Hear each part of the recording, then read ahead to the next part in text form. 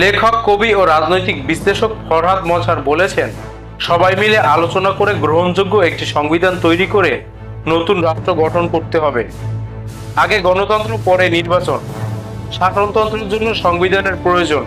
গঠনতন্ত্র ছাড়া সরকার গঠন করা সম্ভব নয়। তাই সবাই মিলে গণতন্ত্র নিশ্চিত করতে হবে।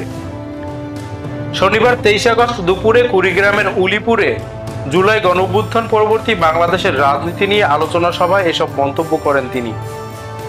খসড়া গণতন্ত্র তৈরি করে জনগণের মাঝে পৌঁছে দিতে হবে বলে উল্লেখ করে ফরহাদ মজহার বলেন, জনগণের নিকট তা গ্রহণযোগ্য হলে সেই মোতাবেক নির্বাচন দিয়ে সরকার গঠন করতে হবে, যে নির্বাচনে সব দলের অংশগ্রহণ থাকবে।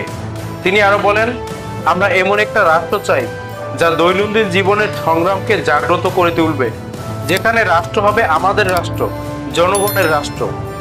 এই রাষ্ট্র কেমন হবে জনগণই তা ঠিক করবে। তাই জনগণের মতামত নিয়েই রাষ্ট্র গঠন করতে হবে। নিরপেক্ষ নির্বাচন দিয়ে জনগণের মতামতের ভিত্তিতে সরকার গঠন করতে হবে, যে সরকার হবে নিরপেক্ষ। ফরহাদ মজহার আরো বলেন, ফ্যাসিস্ট হাসিনার সময় তারেক রহমানের বিরুদ্ধে মিথ্যা মামলা দিয়েছিল। অনেক বিএনপি নেতাকর্মীদের মিথ্যা মামলা, হামলা ও হয়রানির শিকার হতে হয়েছিল, যা এখন নিষ্পত্তি হয়েছে। এমনকি জামাতকেও নিষিদ্ধ করতে চেয়েছিল, তা তারা পারেনি।